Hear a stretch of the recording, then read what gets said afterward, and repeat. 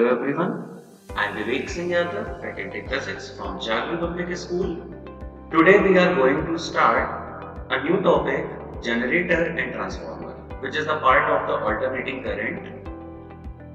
सबसे पहले हम पढ़ेंगे आज alternating generator कि alternating generator क्या होता है। इलेक्ट्रिसिटी सप्लाई की जब बात की जाती है, चाहे वो हमारे घर के अंदर आने वाली इलेक्ट्रिसिटी हो, चाहे वो फैक्ट्री में सप्लाई की जाने वाली इलेक्ट्रिसिटी हो, या कहीं पर भी जहां पर भी इलेक्ट्रिसिटी की रिक्वायरमेंट है, वहां पर पावर स्टेशन से इलेक्ट्रिसिटी को सप्लाई किया जाता है। क्वेश्चन ये होता है कि जो इलेक्ट्रिसिटी की सप्लाई पूरी सिटी में होती है या घर घर में होती है या फैक्ट्रीज में होती है, या जहां पर भी हमें पावर की रिक्वायरमेंट है, वहां पर इलेक्ट्रिसिटी की जो सप्लाई होती है वो इलेक्ट्रिसिटी की सप्लाई की कैसे जाती है, मतलब वो इलेक्ट्रिसिटी कैसे जनरेट की जाती है। तो इसको समझने के लिए हमें ऑल्टरनेटिंग जनरेटर को समझना पड़ेगा, क्योंकि ऑल्टरनेटिंग जनरेटर एक ऐसी डिवाइस है जो कि ये काम करता है।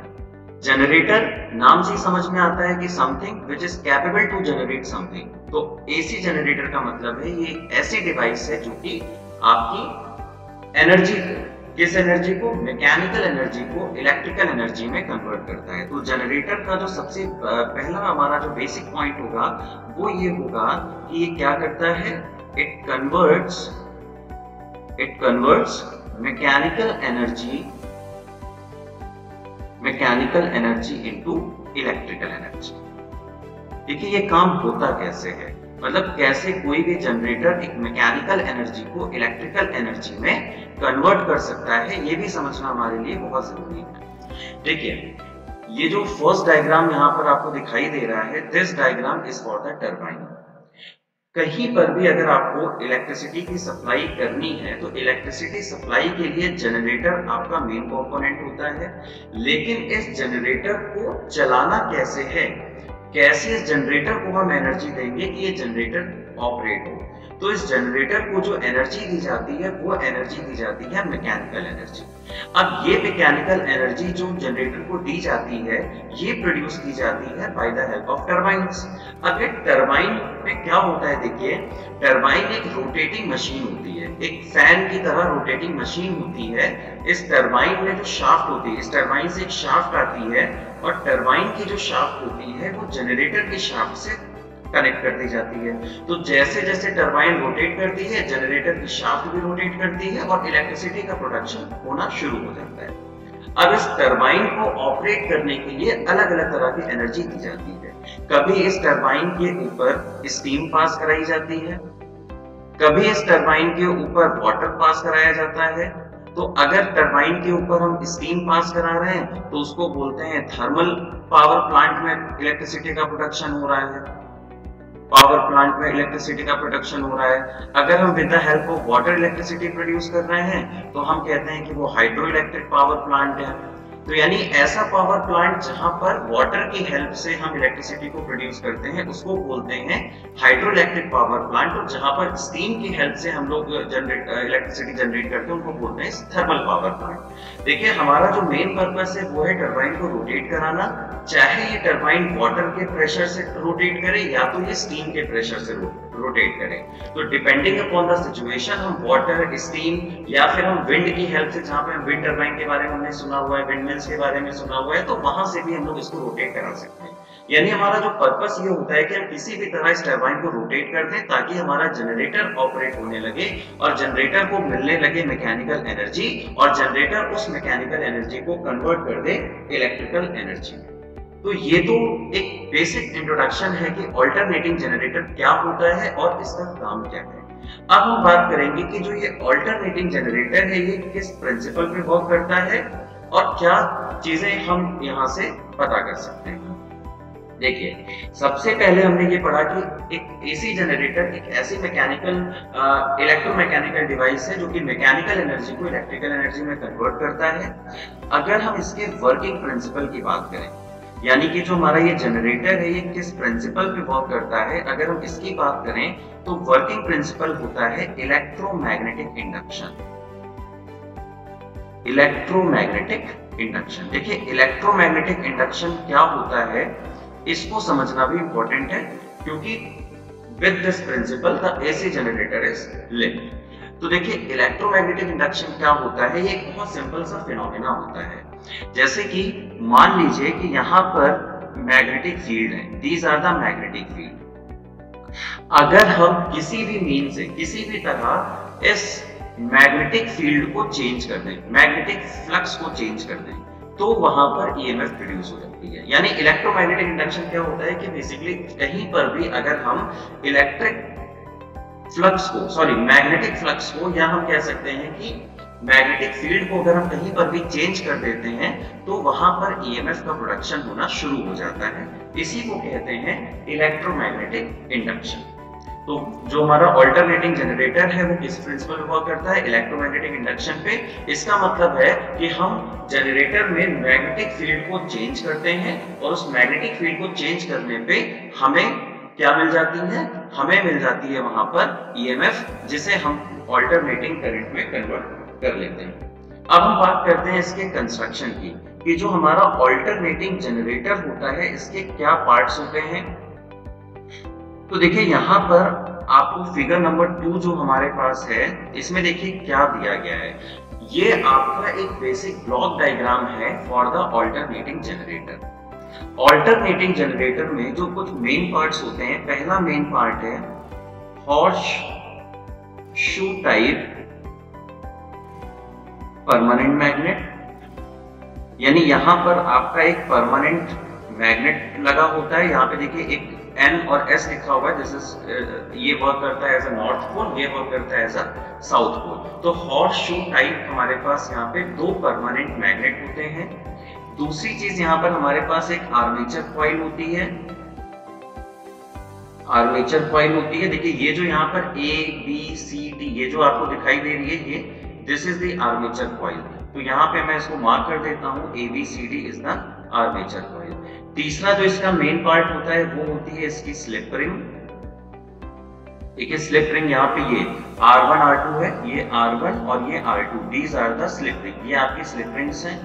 और हमारा लास्ट जो मेन पार्ट होता है वो होता है यहाँ पे कार्बन ब्रशेस, ये भी आपके कंडक्टिंग कार्बन ब्रशेस होते हैं। अब हम इनका वन बाय वन इनका फंक्शन समझेंगे कि जो आपका कार्बन ब्रश है, स्लिप रिंग है, आर्मेचर है, horse shoe type permanent magnet, इनका फंक्शन क्या होता है। देखिए जैसा कि हम पढ़ चुके हैं कि ऑल्टरनेटिंग जनरेटर एक ऐसी डिवाइस है जो कि मैकेनिकल एनर्जी को इलेक्ट्रिकल एनर्जी में कन्वर्ट करता है। तो हमने इसको मैकेनिकल एनर्जी टरबाइन को ऑपरेट करके दे दी। अब होता क्या है, देखिए सबसे पहले क्या होता है कि जब टरबाइन से जनरेटर की शाफ्ट हम कनेक्ट कर देते हैं, लाइक मान लीजिए कि यहाँ पर टरबाइन है इस तरीके से, ठीक है, ये टरबाइन है, और टरबाइन को जब हम ऑपरेट कराते हैं तो टरबाइन से ही हम लोग यहाँ पे क्या बना देते हैं, यहाँ पर हम लोग जनरेटर से इसको कनेक्ट कर देते हैं। अब जनरेटर से जब आप टरबाइन को कनेक्ट करते हो तो जनरेटर का कौन सा पार्ट मूव करता है, ये भी आपके लिए जानना बहुत जरूरी है। तो जब भी हम टरबाइन से जनरेटर को कनेक्ट करते हैं तो ये जो आर्मेचर कॉइल यहाँ पर है, ये आर्मेचर कॉइल रोटेट करती है। तो होता क्या है, सबसे पहले क्या होता है कि देखिए जो horse shoe type permanent magnet हैं, ये मैग्नेट क्या करते हैं, ये मैग्नेट मैग्नेटिक फील्ड को प्रोड्यूस करते हैं। यानी कि अगर हम इसका लाइन डायग्राम बनाने की कोशिश करें तो यहाँ पर देखिए इस तरीके से हमारे पास 2 मैग्नेट होते हैं, और ये 2 मैग्नेट क्या करते हैं, एक नॉर्थ पोल की तरह बिहेव करेगा, एक साउथ पोल की तरह बिहेव करेगा, और ये मैग्नेट क्या करते हैं बेटा, ये मैग्नेटिक फील्ड को प्रोड्यूस करते हैं। अब हमने क्या पढ़ा हुआ है कि इसका जो वर्किंग प्रिंसिपल है वो इलेक्ट्रोमैग्नेटिक इंडक्शन है। इसका मतलब है कि जो मैग्नेटिक फील्ड यहाँ पे प्रोड्यूस हो रही है, हमें इस मैग्नेटिक फील्ड को चेंज करना है। मैग्नेटिक फील्ड को चेंज करने का तरीका क्या होता है, मैग्नेटिक फील्ड को चेंज करने का तरीका ये होता है कि अगर हम यहाँ पर, यानी जो ये नॉर्थ पोल और साउथ पोल वाले मैग्नेट हैं, अगर हम इनके बीच में एक आर्मेचर कॉइल लगा दें। आर्मेचर कॉइल बेसिकली क्या होती है कि सॉफ्ट आयरन कोर होता है, और सॉफ्ट आयरन कोर पे कॉपर के वायर जो है वो बाउंड होते हैं। तो देखिए यहाँ पर आपका ये आपके परमानेंट मैग्नेट है, और परमानेंट मैग्नेट में मैग्नेटिक फील्ड जो है वो आपकी रिलीज हो रही है, और यहाँ पर हमने क्या किया, एक आर्मेचर कॉइल ABCD देखिए यहाँ पे ये अटैच है, ठीक है। अब ये आर्मेचर कॉइल जो है ये कनेक्ट होती है स्लिप रिंग से।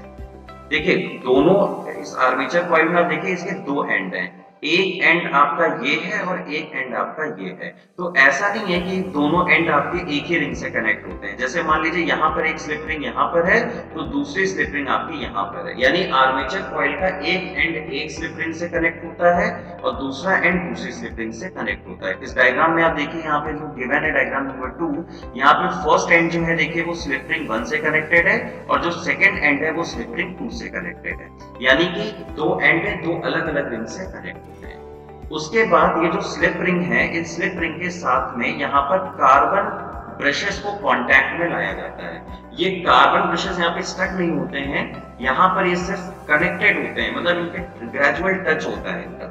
तो अब होता क्या है, पर यहाँ पे फाइनली जो रिंग के यहाँ पर आप देखिए यहाँ पे कनेक्ट होती है शाफ्ट। अब जैसे ही टरबाइन मूव करती है, शाफ्ट मूव करती है, ये जो आर्मेचर कॉइल है, इस आर्मेचर कॉइल का रोटेशन स्टार्ट हो जाता है। अब जैसे ही आर्मेचर कॉइल रोटेट होती है, वैसे ही जो मैग्नेटिक फील्ड है इस कॉइल से लिंक, ये भी चेंज होती है। क्यों चेंज होती है? क्योंकि आर्मेचर कॉइल अभी इस पोजीशन पे है, जैसे ये रोटेट करेगी इसकी पोजीशन बदल जाएगी। पोजीशन बदलने से एरिया लिंक जो है मैग्नेटिक फील्ड का कॉइल के साथ में वो चेंज होगा। इसका मतलब है मैग्नेटिक फील्ड चेंज होगी और जैसे ही मैग्नेटिक फील्ड चेंज होगी यहाँ पर ईएमएफ प्रोड्यूस हो जाएगी। यही इलेक्ट्रोमैग्नेटिक इंडक्शन कहता है कि whenever there is a change in magnetic flux EMF is produced. तो शाफ्ट से क्या करा हमने, इस आर्मेचर कॉइल को रोटेट करा और जैसे ही इस आर्मेचर कॉइल को रोटेट करेंगे तो जो मैग्नेटिक फील्ड यहाँ पर है, ये मैग्नेटिक फील्ड चेंज होगी और मैग्नेटिक फील्ड जब चेंज होगी तो ईएमएफ प्रोड्यूस होगी। But what type of EMF we want? We want alternating EMF. हम यहाँ पे डीसी नहीं चाहते हैं ना, हम तो यहाँ पे ऑल्टरनेटिंग ईएमएफ चाहते हैं, ऑल्टरनेटिंग करंट वाली ईएमएफ चाहते हैं। वो कैसे मिलेगी? तो देखिए यहाँ पे हर एक पार्ट का अपना अपना काम है। जैसे हमने डिस्कस किया कि हॉर्सशू टाइप जो परमानेंट मैग्नेट है, इसका फंक्शन होता है मैग्नेटिक फील्ड को प्रोड्यूस करना। आर्मेचर कॉइल का काम होता है ताकि हम इसको रोटेट करके मैग्नेटिक फील्ड को चेंज कर सकें। और यहाँ पर जो R1 R2 स्लिप रिंग है, इनका काम होता है पोलैरिटी को चेंज करना। क्योंकि जो ऑल्टरनेटिंग करंट है, वो ऑल्टरनेटिंग करंट का डायग्राम अगर हम लोग देखें तो कुछ इस तरीके का होता है। मतलब हमें पॉजिटिव हाफ और नेगेटिव हाफ दोनों चाहिए होते हैं। तो इसका मतलब है कि जो स्लिप रिंग यहाँ पर हमने लगाई हुई है, ये स्लिप रिंग लगाते हैं हम लोग फॉर द पोलैरिटी चेंज। और उसके बाद जो ये स्लिप रिंग के साथ में ये कार्बन ब्रशेस यहाँ पे अटैच होते हैं, इन कार्बन ब्रशेस से ही हम लोग वायर को लगा करके लोड से जोड़ देते हैं। यानी ये कंडक्टिंग होता है। जो स्लिप रिंग में जैसे मान लीजिए एक ब्रश में आपका पॉजिटिव हाफ है, एक ब्रश में आपका नेगेटिव हाफ कनेक्ट हुआ, तो ये ऑल्टरनेटिंग साइकिल बना करके वायर के थ्रू जो है ब्रशेस से पास होकर के हम लोग लोड तक पहुंचा देते हैं। तो बेसिकली ये तो फंक्शनिंग हो गई ऑल्टरनेटिंग जनरेटर की। हम लोग एक ब्रीफ जनरलाइज आइडिया फिर से ले लेते हैं। ऑल्टरनेटिंग जनरेटर एक मैकेनिकल इलेक्ट्रोमैकेनिकल डिवाइस है जो कि मैकेनिकल एनर्जी को इलेक्ट्रिकल एनर्जी में चेंज करता है। इसका वर्किंग प्रिंसिपल इलेक्ट्रोमैग्नेटिक इंडक्शन होता है। इसके जो मेन पार्ट्स होते हैं वो हैं horseshoe type permanent magnet, armature coil, slip ring and carbon brushes. इनका वन बाय वन हमने फंक्शन देखा कि नॉर्थ पोल और साउथ पोल की तरह यहाँ पर एक हॉर्सशू टाइप परमानेंट मैग्नेट होते हैं जिनका काम होता है मैग्नेटिक फील्ड को प्रोड्यूस करना। आर्मेचर कॉइल यहाँ पर सॉफ्ट आयरन कोर के आर्मेचर कॉइल के ऊपर हम लोग कॉपर वाइंड कर देते हैं जिसको आर्मेचर कॉइल बोलते हैं। यही आर्मेचर कॉइल जो है वो शाफ्ट से कनेक्ट होती है जो कि रोटेट करती है और मैग्नेटिक फील्ड को चेंज करती है। मैग्नेटिक फील्ड के चेंज होने की वजह से यहाँ पे ईएमएफ प्रोड्यूस होती है और उस ईएमएफ को हमें ऑल्टरनेटिंग ईएमएफ चाहिए, तो जिसके लिए हम लोग यहाँ पे स्लिप रिंग लगाते हैं जो कि पोलैरिटी को बदलती है। और उसके साथ में हम लोग यहाँ पे कार्बन ब्रशेस लगा देते हैं ताकि यहाँ पे जो ईएमएफ प्रोड्यूस हो रही है वो ईएमएफ वायर के थ्रू लोड तक हम पास करा सके। तो this is all about the alternating generator. अब हम यहाँ पे ऑल्टरनेटिंग जनरेटर का एक छोटा सा ग्राफ है, उसको हम डिस्कस करते हैं कि ऑल्टरनेटिंग वोल्टेज जनरेट कैसे होता है। देखिए, इसको समझने से पहले हम लोग क्या करते हैं, हम लोग ऑल्टरनेटिंग वोल्टेज जो जनरेटर में प्रोड्यूस होता है उसकी इक्वेशन को डिस्कस करते हैं। देखिए, उसकी इक्वेशन को डिस्कस करने के लिए हम यहाँ पे एक छोटा सा डायग्राम बना रहे हैं। यहाँ पर देखिए, एक हमने इसको कंसीडर किया है मैग्नेट है एक नॉर्थ पोल और एज एक साउथ पोल बिहेव करेगा। उसके बाद हमने देखिए क्या माना है कि ये तो मैग्नेटिक फील्ड ये प्रोड्यूस करेगा ही करेगा, हम यहाँ पे मान लेते हैं कि यहाँ पे ये मैग्नेटिक फील्ड प्रोड्यूस करता है। उसके बाद जो ये आर्मेचर कॉइल यहाँ पर है, देखिए ये आर्मेचर कॉइल, हम यहाँ पे इस आर्मेचर कॉइल को, इसका ये एक्सिस ऑफ रोटेशन होगा, ठीक है। अब यहाँ से जो इसके एक्सिस है एंगल है वो एंगल है थीटा और ये एंगुलर वेलोसिटी ओमेगा से रोटेट कर रहा है। अब यहाँ पे हम इसकी वोल्टेज की ईएमएफ को डिराइव करने जा रहे हैं कि अल्टरनेटिंग वोल्टेज कितना प्रोड्यूस होता है यहाँ पर, ठीक है। तो यहाँ पर हम लोग पहले मान लेते हैं कि let the coil be rotated, let the coil be rotated, let the coil be rotated anti-clockwise, anti-clockwise with constant angular velocity, with constant angular velocity, with constant angular velocity omega. तो यहाँ पर जो थीटा एंगल फॉर्म हो रहा है वो theta angle हमारा हो जाएगा ओमेगा टी। देखिए बहुत सिंपली हमने क्या पढ़ा हुआ है कि जो मैग्नेटिक फील्ड का, मैग्नेटिक फ्लक्स का जो फॉर्मूला होता है बेसिकली फाई बी, ये हम लोगों ने पढ़ा हुआ है B dot A, B dot A. अगर हम इस बी डॉट ए के का वेक्टर साइन हटा दें तो यहाँ पे हमें क्या मिलेगा, हमें मिलेगा बी ए कॉस थीटा, ठीक है। और थीटा की जो वैल्यू है वो हम लोग क्या लिख चुके हैं, वो हम लोग लिख चुके हैं ओमेगा टी। तो ये हो जाएगा B A cos omega T. अब देखिए ये फाई बी क्या है, ये फ्लक्स है। हमें इक्वेशन किसकी चाहिए, हमें इक्वेशन चाहिए वोल्टेज की। तो अकॉर्डिंग टू फैराडे लॉ से फ्लक्स से हम ईएमएफ को कैलकुलेट कर सकते हैं। तो देखिए फ्रॉम फैराडे लॉ हम लोगों ने पढ़ा हुआ है वहां पे कि जो ईएमएफ होती है वो होती है minus D phi B upon D T, ठीक है, minus D phi B upon D T. और यहाँ पर देखिए जो आपका फाई की वैल्यू है वो क्या है, B A cos omega T divided by D T. अब यहाँ हम सब जानते हैं कि हमारा जो बी ए है ये कांस्टेंट है। तो फाइनली जो हमें इक्वेशन यहाँ पर मिलेगी वो इक्वेशन क्या मिलेगी, वो इक्वेशन मिलेगी माइनस बी ए। अब देखिए cos ओमेगा टी का हमें क्या करना होगा, डिफरेंशिएशन, तो हो जाएगा minus omega sine omega T.